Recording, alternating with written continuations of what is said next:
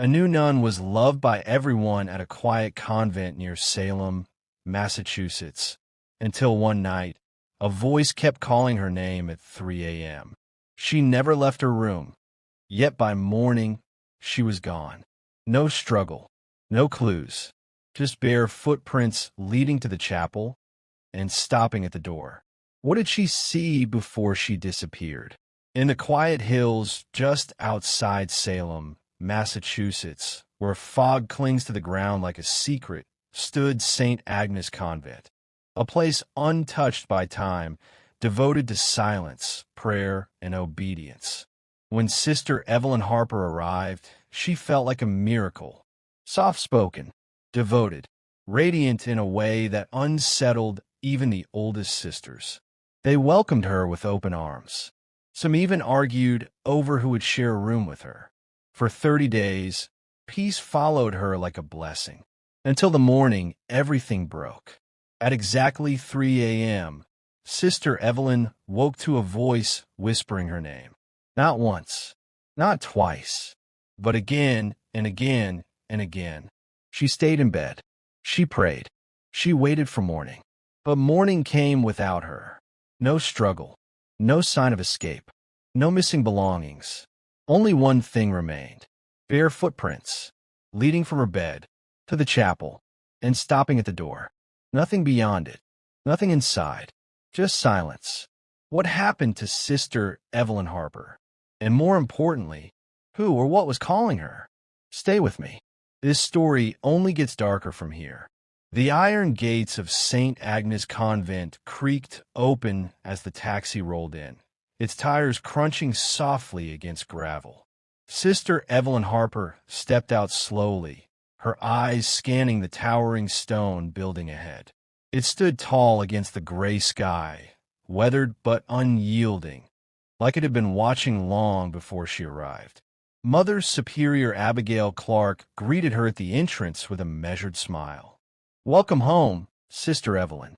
The word home lingered longer than it should have. Inside, the convent felt warmer, filled with murmured prayers, flickering candles, and the faint scent of incense. The sisters gathered quickly, their curiosity barely hidden beneath polite greetings. "She's beautiful," one whispered. "She looks different," another murmured. Evelyn smiled gently, lowering her gaze. "I'm grateful to be here," she said softly. By evening, a quiet tension had formed, not hostility, but something harder to name, an awareness, as if her presence had shifted something unseen. Later that night, as she unpacked her few belongings, Evelyn paused. For a brief moment, she thought she heard something, a faint whisper, too soft to understand, too close to ignore. The first week passed like a quiet blessing. Sister Evelyn adapted quickly to life inside St. Agnes Convent near Salem, Massachusetts, rising before dawn, attending prayers, and moving through each task with a calm precision that impressed even the strictest sisters. Mother Superior Abigail Clark watched closely. Too closely. "There's something unusual about her," she murmured one evening, her fingers tightening around her rosary. Meanwhile, the other sisters grew fond of Evelyn. She listened when they spoke, helped without being asked, smiled in a way that made the cold halls feel warmer. But not everyone was at ease. Sister Margaret, the oldest in the convent, kept her distance. "She came too easily," Margaret whispered to another nun. "Peace doesn't follow people like that. Not without a reason." On the 7th night, something changed. Evelyn woke suddenly, her breath shallow. The room was still, silent. Then, a faint sound, not from outside, not from the hallway, from inside the room. A whisper, soft, drawn out. "Sister Evelyn." She froze. The voice came again, closer this time, right beside her bed. Evelyn did not move. Her body remained stiff beneath the thin blanket, her eyes fixed on the darkness pooling in the corners of the room. The air felt heavier now, thick, as if something unseen had stepped inside and refused to leave. "Sister, Evelyn." The whisper came again. Closer, clearer. Not a dream, not imagination. It sounded patient, waiting. Evelyn swallowed hard and slowly turned her head toward the edge of the bed. Nothing, just shadow. But the feeling lingered, someone standing there, watching. She reached for her rosary, fingers trembling as she began to pray under her breath. The whisper stopped. Silence rushed back in. Too quickly, too completely. Morning came like a release. Sunlight filled the room, and everything looked normal again. Untouched, harmless, almost foolish to fear. At breakfast, the sisters spoke as usual, their laughter echoing softly through the dining hall. Evelyn said nothing, but Sister Margaret noticed. "You heard it, didn't you?" she asked quietly. Evelyn's hand froze midair. Margaret leaned closer, her voice barely audible. "It starts with your name." A pause. Then she whispered, "And then it asks you to follow." Evelyn stared at Sister Margaret, her pulse quietly rising. "What do you mean, follow?" she asked, her voice barely above a whisper. Margaret didn't answer immediately. Instead, she glanced around the dining hall, making sure no one else was listening. Then she stood. "Walk with me." They moved through the narrow corridors of St. Agnes Convent, the old wooden floors creaking beneath each step. Morning light filtered through stained glass, casting fractured colors across the walls, but none of it felt warm anymore. Margaret led her to a small and used prayer room at the far end of the building, a place no one seemed to visit. "It doesn't happen to everyone," Margaret said finally, closing the door behind them. "But when it chooses someone, it doesn't stop." Evelyn's grip tightened around her rosary. "What is it?" Margaret shook her head slowly. "No one knows. But years ago, another sister heard it too." Evelyn's breath caught. She followed the voice. Margaret continued. And Evelyn pressed. Margaret's eyes darkened. They found her at the chapel entrance. A pause, just like the footsteps you haven't seen yet. Silence filled the room. Then Margaret stepped closer. "If it calls you again, do not answer." That night, Evelyn tried not to sleep. She sat upright in her bed, back against the cold wall, her rosary wrapped tightly around her fingers as the hours stretched thin. Every creak of the convent sounded louder now. Every shadow felt deeper. Midnight passed, then one, then two. Nothing. For a moment, she almost believed it was over. Then, 3 a.m. Her eyes snapped open. She hadn't realized she'd drifted off. The room was darker than before, heavier. And then it came. "Sister Evelyn." Not a whisper this time. A voice, clear, right outside her door. Her breath caught as she stared at it. The wooden surface now seeming thinner, weaker, like something could pass through at any moment. A soft knock followed. Once, twice, then silence. Evelyn squeezed her eyes shut, whispering prayers under her breath. "I will not follow. I will not follow." The handle moved, slowly, deliberately. A faint creak echoed as the door opened just an inch. Cold air slipped into the room. And then, footsteps, not hers, walking away, toward the chapel. Evelyn didn't remember standing up. One moment she was in bed, frozen, whispering prayers. The next, she was on her feet, moving. Her body felt distant, like it no longer fully belonged to her.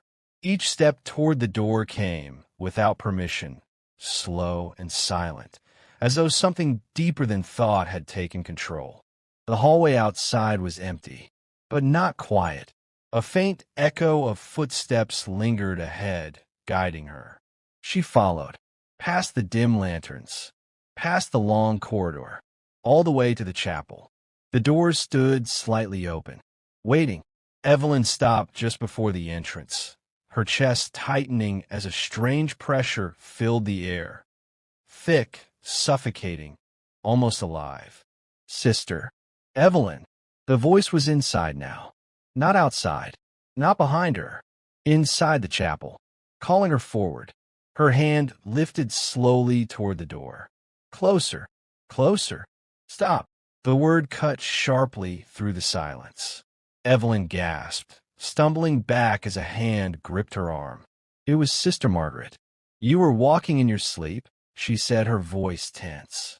Evelyn shook her head, trembling. No, it was calling me. Margaret's grip tightened. I know. She glanced at the chapel doors, then whispered. It's stronger now. Margaret didn't take Evelyn back to her room. Instead, she led her deeper into the convent, past the familiar halls, beyond the places lit by candles and quiet prayers, down a narrow staircase. Hidden, forgotten. The air grew colder with each step. What is this place? Evelyn whispered. Margaret didn't answer until they reached the bottom. A heavy wooden door stood before them, marked with deep scratches, old, uneven, almost desperate. No one comes here anymore, Margaret said. They sealed it years ago. Evelyn's chest tightened. Why? Margaret hesitated, then pushed the door open. Inside was a small underground chamber, bare stone walls, a broken altar, and something carved into the floor. A circle, worn, disturbed. Evelyn stepped closer, her breath shallow. What happened here? Margaret's voice dropped. They tried to stop it. A pause. Years ago, the sisters believed the voice came from beneath the chapel, not above. Evelyn's stomach twisted. You mean? Yes, Margaret said quietly. It doesn't call from outside. She looked directly at Evelyn. It calls from below. A low sound echoed faintly through the stone. Not loud, but unmistakable. A whisper, rising. The whisper didn't fade. It grew, low at first, like wind slipping through cracks in the stone, then clearer, shaping itself into something almost human. Sister, Evelyn. Evelyn staggered back, her heart hammering as the sound seemed to rise from the very floor beneath her feet. No, she breathed. It's here. Margaret grabbed her arm. We have to go. Now. But Evelyn didn't move. Something was wrong. A sharp, burning sensation spread across her wrist. She gasped, clutching it as the pain intensified, deep, unnatural, like heat pressing from beneath her skin. Margaret's eyes widened. Let me see. Evelyn hesitated, then slowly pulled back her sleeve. There, etched into her skin, a symbol, dark, curved, unfamiliar. It hadn't been there before. Margaret stepped back, as if struck. It's chosen you, she whispered. Evelyn shook her head frantically. No, that's not possible. The whisper cut her off. Louder now. Closer. Come down. The ground beneath the carved circle trembled slightly. Dust shifted. The symbol on Evelyn's wrist pulsed faintly. Margaret grabbed her again, panic breaking through her voice. If it marks you, it doesn't let go. Margaret didn't sleep that night. Neither did Evelyn. But exhaustion has its own kind of power, somewhere between prayer and fear. Evelyn slipped. 3 a.m. Her eyes opened slowly. This time, she didn't resist. The room felt calm, peaceful. Sister, Evelyn. The voice was no longer distant. It was gentle, inviting. Her feet touched the floor. No hesitation, no fear. She walked to the door and opened it without a sound. The hallway stretched before her, dim and waiting. Step by step, she moved forward. No one stirred. No one saw. Down the corridor, toward the chapel. The doors were already open, wider than before, as if expecting her. Evelyn stepped inside. Darkness swallowed her whole. The whisper softened. Finally, outside, faint footprints formed along the cold floor, trailing behind her. And then, nothing. Morning came. The sisters searched every room, every hall, every corner of the convent near Salem, Massachusetts.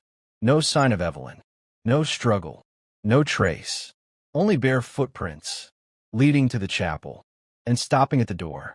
By noon, the convent had fallen into a silence unlike any before. Not peaceful, not sacred, heavy, the kind that presses down on your chest and refuses to lift. Mother Superior Abigail Clark ordered the chapel sealed immediately. No prayers, no entry, no questions. But Sister Margaret didn't listen. That evening, when the others had retreated to their rooms, she stood alone before the chapel doors. They were cold, colder than stone should be. She pushed them open, slowly.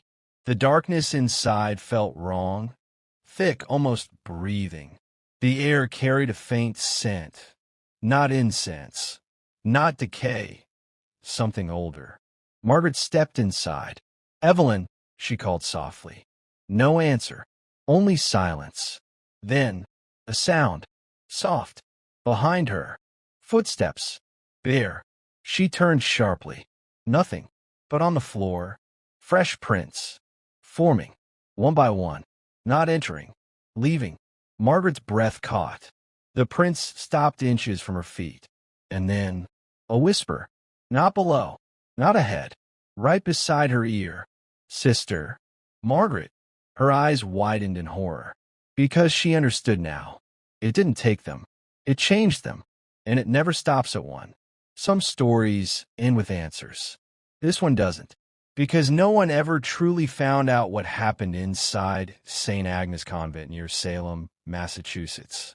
No bodies, no confessions, no explanations, just patterns. A new sister arrives. She's welcomed. She's loved. And then, one night, she hears her name. Always at 3 a.m. Always the same voice. Always the same ending. Footsteps. The chapel. And nothing beyond it. The records were eventually sealed. The convent itself was abandoned years later, left to decay behind locked gates and overgrown paths. But locals still talk. They say if you stand close enough at night, you can hear it. Soft, patient, calling, not loudly, not desperately, but carefully, like it's choosing. So here's the question. If you heard your name whispered in the dark, would you ignore it? Or would you follow? Because some voices don't disappear. They wait. And sometimes they're already calling you.